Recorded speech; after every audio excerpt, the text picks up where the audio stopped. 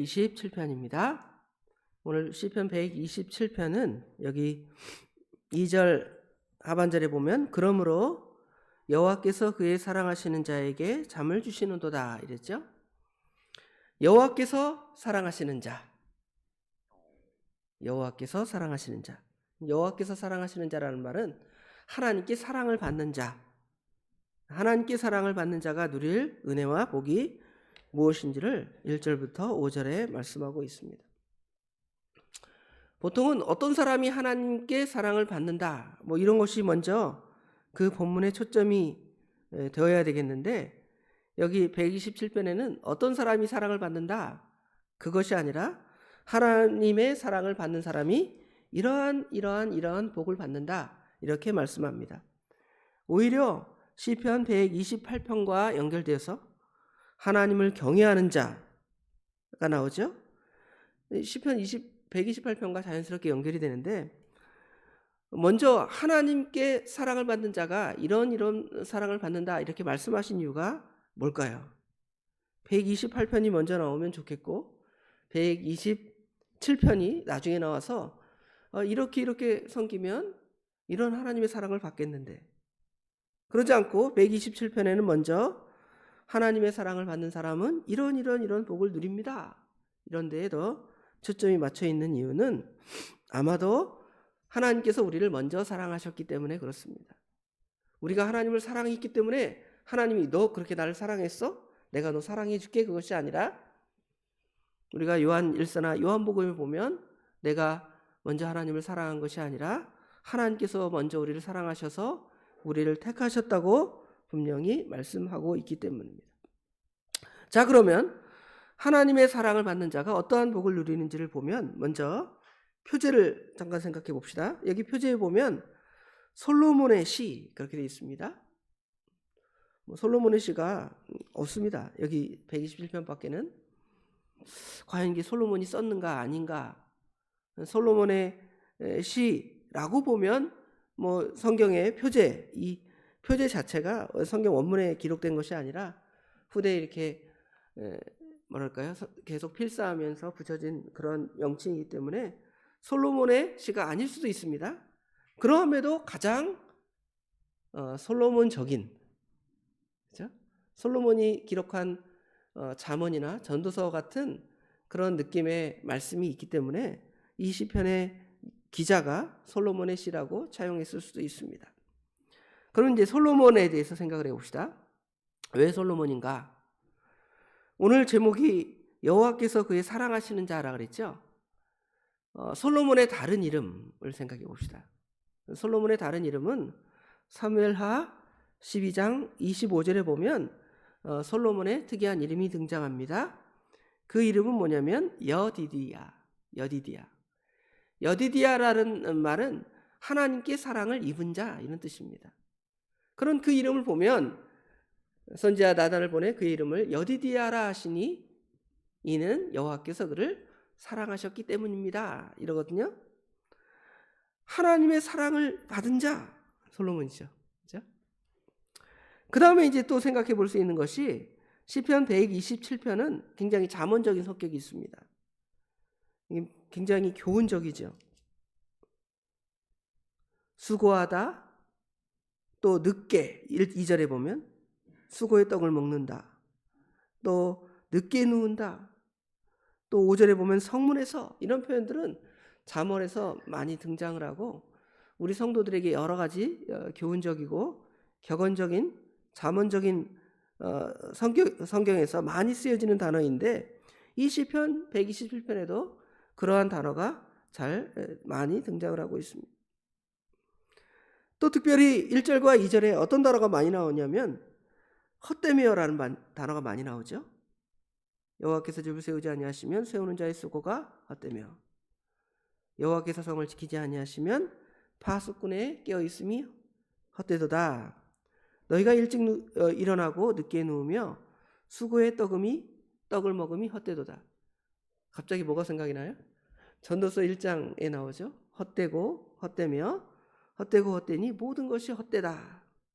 이런 표현들이 등장하는 걸 보면 굉장히 이제 잠언, 또 전도서, 또 솔로몬의 그런 이야기들이 많이 등장을 할 수가 있습니다. 또 3절부터 5절에는 자녀들에 대한 이야기가 나오죠.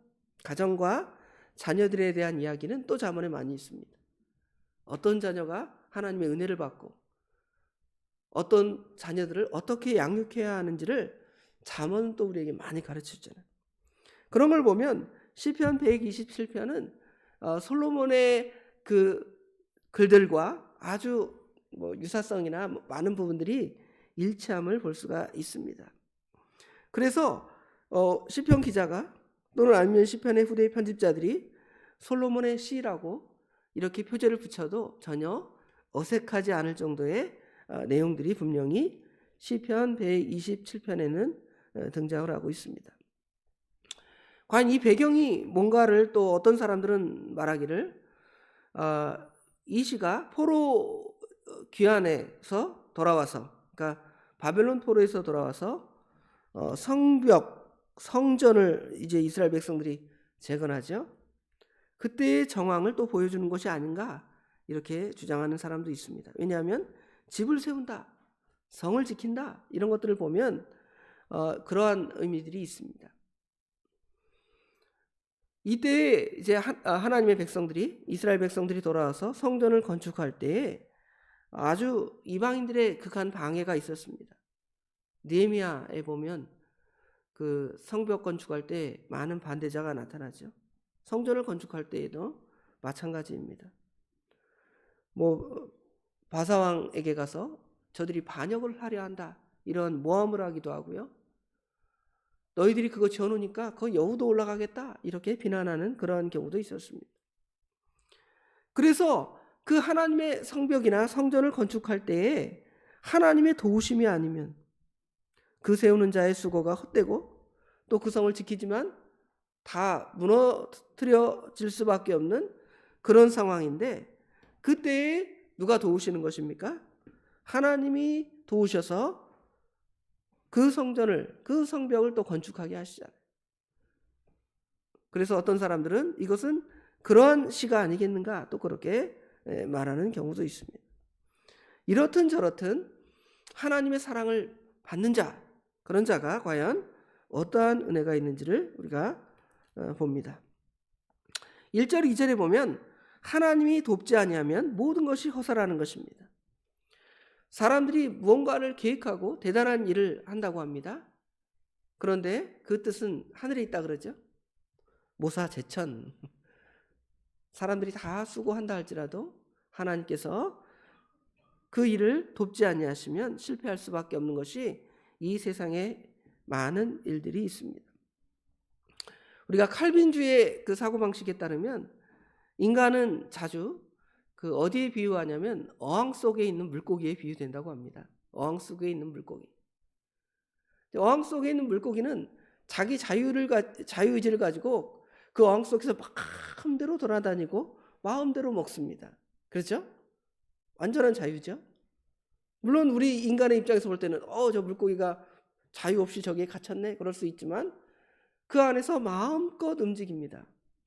그럼에도 그 고기가 그 어항 안에서 100% 살아 날아가고 하면 그 어항의 주인이 그 어항을 잘 어떻게 해야 돼요? 관리해야 되잖아요. 산소를 거기에 공급해 주기도 하고 거기에다가 인조 나무나 자갈도 깔아줍니다. 청소도 하고 물갈이도 하고. 결국은 주인을 의지하지 않으면 물고기는 거기서 1초도 버텨낼 수가 없는 것이죠. 그처럼 하나님께서는 우리에게 모든 것을 주셔서 우리가 그 안에서 마음껏 살아 움직이지만 결국은 그 모든 것이 다 하나님의 은혜라는 것을 분명히 보여주는 것이죠. 인간은 아무것도 하지 말라 그 말은 아닙니다. 하나님께서는 분명히 우리 인간으로 하여금 열심히 살아가도록 명령하십니다. 공중나는 새를 보라 그랬잖아요. 우리 옛날에 이병기 목사님이 목침을 베고 누워있는 새를 보라 그러지 않았느냐 그렇게 우스갯소리를 하셨는데 정말 그렇습니다. 우리가 우리 삶 가운데 모든 일을 우리 마음껏 누리고 향유하며 살아가지만 그 모든 조건들이, 그것을 향유할 수 있는 그 모든 조건들을 누가 만드십니까? 하나님께서 만드셔서 우리는 그 안에서 열심히 살아가는 거예요. 그런데 만약에 우리가 하나님을 사랑하지 아니하고 하나님의 사랑을 받지 못하면 그 모든 조건 중에 하나가 빠지는 거예요. 그러면 우리 인간이 살아갈 수 있습니까? 살아갈 수 없죠. 그래서 그 모든 수고들이 다 어떻게 될 수밖에 없냐면 헛되고 헛되며, 그죠? 모든 것이 헛될 수밖에 없는 것입니다. 여호와께서 집을 세우지 아니하시고 여호와께서 성을 지키지 아니하시면 우리 인간의 하는 모든 수고가 헛되다. 이것을 분명히 1절, 2절에 말씀해 주고 있습니다. 그리고 2절 하반절에는 저나 우리 권사님들이 아주 좋아하는 말씀이죠. 우리 권사님들이 요새 잠을 못 어젯밤에도 잠을 못 잤어 뭐 이러시는데, 여기 보니까 뭐라 그러냐면 그러므로 여호와께서 그의 사랑하시는 자에게 잠을 주신다 그랬습니다. 지난 주일 저녁에 좀 날씨가 좀 더웠죠. 더웠는데 보통 때 같으면 제가 잠을 자다가 한번 일어나면 또 가서 자도 푹 잠을 자요. 근데 그날은 한 3시쯤에 일어났는데 잠이 오지 않더라고요. 그래서 잠이 오지 않아서 딱 생각난 게, 우리 권사님들이 잠 안 와서 새벽에 2시에 일어나서 있다가 교회 오신 분, 1시에 일어났다 교회 오신 분, 이런 얘기를 제가 많이 듣거든요. 그래서 이 말씀이 또 생각이 났어요. 하나님께서는 그의 사랑하시는 자에게 잠을 주신다 그랬는데 하면서 하나님 저에게도 평안함과 잠을 주세요 하고 기도하고 그냥 교회 왔어요. 3시쯤에 일찍 왔어요. 일찍 왔습니다. 오늘 본문에는 잠 역시 하나님이 주신다는 것이죠. 하나님께서 우리에게 평안을 주신다는 것입니다. 하나님을 사랑하는 자에게 하나님께서는 참된 안식, 참된 은혜를 주십니다. 잠이라는 것을 생각해 보면 젊은 나이에 잠 그러면 저거 자도 되고 안 자도 되고 뭐 이틀 3일 잠 안 자고 이랬습니다. 뭐 이런 분도 계십니다. 그러나 잠이 없으면 여러분 어떻습니까? 이 인생이 고뇌해요. 피곤합니다. 다른 거 다 좋은데 잠이 안 오는 거예요. 잠이 제대로 보충되지 않으면 우리의 삶, 일과가 다 엉망이 돼요. 하루 종일 엉망이 됩니다. 그만큼 잠이 우리 인생의 중요한 부분입니다. 어떤 사람들은 죽으면 계속 누워서 잠잘 텐데 뭐 이렇게 잠을 많이 자려고 하느냐 그러는데 그렇지 않습니다. 잠이 잘 보충돼야 무슨 일도 잘할 수 있어요. 하나님의 일도 잘 감당할 수가 있습니다. 제가 어젯밤에 잠 못 자고 나와서 여러분에게 막 비몽사몽간에 엉뚱한 소리를 막 한다고 생각해 보세요. 그게 하나님의 은혜입니까? 그러지 않습니다. 하나님께서는 우리에게 잠을 주셔서 이 모든 일을 잘 감당하게 하시는 것입니다. 그것들조차도 아무것도 아니라는 것, 그런 것들조차도 하나님께서 우리 하나님의 백성들에게, 하나님을 사랑하시는 자에게 은혜로 주신다는 것을 우리가 분명히 깨달아야 합니다. 그 다음에 이제 3절부터 5절에 가면 이야기가 갑자기 자녀의 이야기들로 바뀌죠. 이건 그 앞에 이야기가 이 뒤의 이야기와 자연스럽게 연결이 됩니다.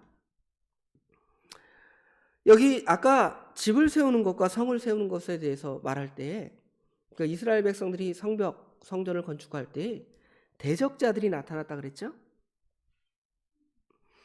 여기 5절에도 보면 이것이 그의 화살통에 가득한 자는 복되도다. 그들이 성문에서 그들의 원수와 담판할 때에 수치를 당하지 아니한다 그랬죠. 집을 세우는 일과 성을 지키는 그 일에 있어서 언제나 대적이 있습니다. 그러니까 집을 그냥 가정이 될 수도 있고요.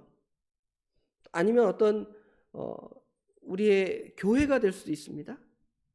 아니면 우리 나라가 될 수도 있어요. 이런 것들을 세워나갈 때에는 반드시 그의 대적자가 있다는 것이죠. 아니면 나 자신을 만들어가는 그 일에도 대적자가 있어서 그것을 제대로 하지 못하게 하는 거예요. 죄라는 대적자가 있고요. 사단이라는 대적자가 있어서 내가 말씀대로 영적인 성전을 내 안에 건축해 나가지 못하도록 하는 거죠. 가정을 아름답게 만들고 싶지만 사단 마귀는 그 가정을 파괴하려,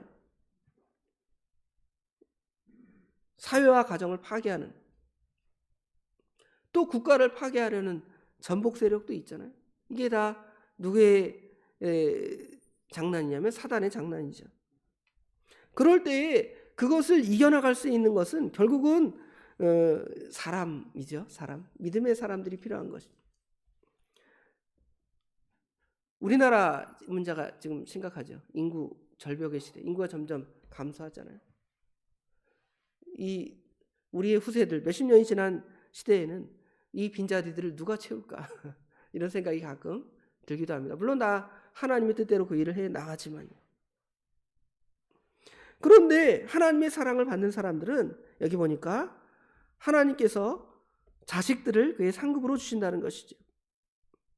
젊은 자의 자식은 장사의 수중에 있는 화살과 같습니다. 그의 화살통이 가득한 자, 그의 화살통에 화살이 가득한 자, 이거는 하나님께서 우리에게 믿음의 자녀들 또는 믿음의 가정을 세워나가기 위한 후사들, 아니면 교회의 어떤 믿음의 계대를 이어갈 수 있는 그런 것들을 하나님께서 우리에게, 하나님의 사랑을 받는 자들에게 넉넉히 주신다는 것을 우리에게 보여주는 것이죠.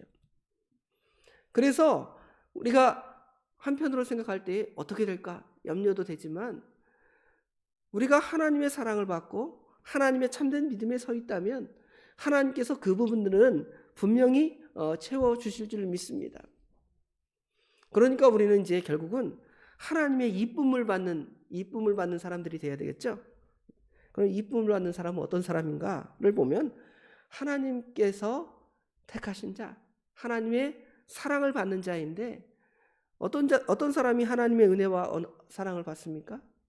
예수를 구주로 믿는 사람이 은혜와 복을 받는 것이죠. 세상에서 육신적이고 물질적인 번성을 누릴 수도 있습니다. 그러나 그것은 근본적인 것이 아닙니다. 하나님께서 우리에게 주시는 은혜들은 영적인 개념들이 충분히 있습니다. 영적인 개념들로 우리에게 충분히 말해주죠. 그러므로 하나님의 사랑을 받는 자가, 특별히 믿음의 사람들이 이러한 은혜들, 여기 말하는 우리의 하는 수고들을 헛되지 않게 하시는 은혜, 그렇죠? 또 우리에게 참된 영적인 평안을 주시는 은혜, 또 우리의 원수들과 나가서 싸울 때에 결코 그들에게 밀리거나 지는 것이 아니라 화살통이 가득한 전사처럼 적들로 화살을 쏘아서 꿰어 승리할 수 있는 은혜, 그러한 은혜가 하나님의 사랑을 받는 자, 하나님께서 사랑하시는 자에게 있는 것입니다. 오늘 하루 하나님께서 우리에게 이런 사랑을 베풀어 주신 줄 깨닫고 나가서 싸워야 돼. 믿음으로 승리해야 하는 것입니다. 그래서 수치를 당하지 않는 거예요. 원수와 담판할 때 수치를 당하지 않는 것입니다.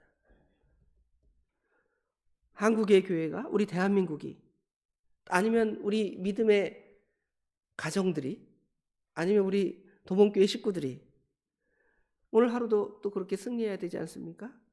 이러한 은혜가 우리 가운데 있기를 간절히 원합니다. 기도하겠습니다. 아버지 하나님, 은혜와 사랑을 진심으로 감사합니다. 오늘도 저희들 사랑하셔서 지난밤에 잠 잘 자게 하시고 또 잠을 깨워서 하나님께 나와 기도와 말씀과 찬송으로 하루를 시작하게 하시면 감사합니다. 특별히 말씀을 통하여 하나님의 사랑을 받는 자는 여러 가지 은혜를 받는다고 친히 말씀해 주셨습니다. 하나님의 참된 사랑을 받는 자는 그 하는 수고가 결코 헛되지 아니합니다. 사람들은 자기 수고로 성도 쌓고 집도 짓지만 결국 사상누각이 되어서 다 무너지지만, 하나님의 사랑을 받는 자들은 그 수고가 헛되지 아니하여 그 열매들을 다 먹고 누릴 수 있음을 우리에게 말씀하셨사오니 저희들에게 그런 은혜 주신 것 참으로 감사합니다. 하나님의 사랑을 받는 자는 잠을 주신다고 하셨습니다. 잠 아무것도 아니지만 또 한편 우리에게 귀한 것입니다. 아버지 하나님, 우리에게 참된 안식과 평안과 잠을 주신 것 감사합니다. 그 회복을 통하여 이제 오늘 하루를 살아갈 때 우리를 대적하는 악한 마귀가 우리를 넘어뜨리려 하지만 하나님께서 우리에게 화살을 통해 화살을 준 것처럼 아버지 하나님 그 넉넉한 화살들로 저 대적들을 이겨나가며 승리해 나가는 삶이 될 수 있도록 또한 은혜 주신 거 감사합니다. 이 은혜 가운데 오늘 하루도 또 승리하도록 우리 하나님 도와주시옵소서. 모든 것 우리 주님께 맡깁니다. 우리 하나님께서 함께 하실 줄 믿사옵고 예수님의 이름으로 간절히 기도드리옵나이다. 아멘.